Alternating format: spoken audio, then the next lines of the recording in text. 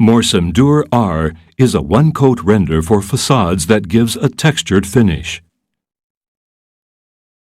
Before applying, make sure the substrate is flat, solid, clean, and dry. Eliminate any dust, gypsum, or oils that may hinder the adherence of the product. Wet the substrate on hot or windy days. Prepare a paste by mixing Morcemdur R with water. Mix manually or mechanically until a homogeneous and workable mixture is obtained.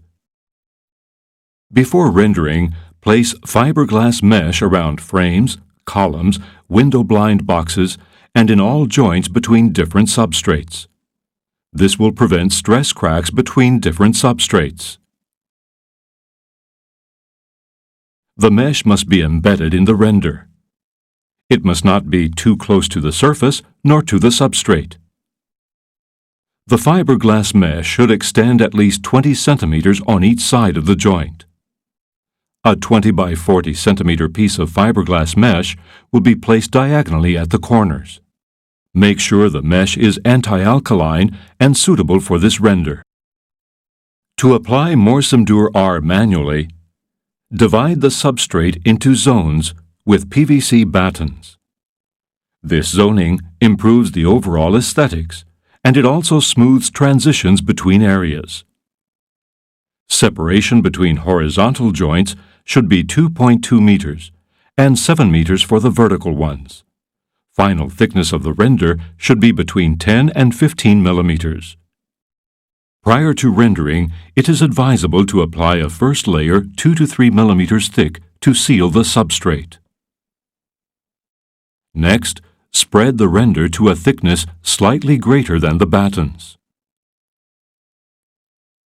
Level the render with a straight edge until the surface is smooth and slightly thicker than the battens.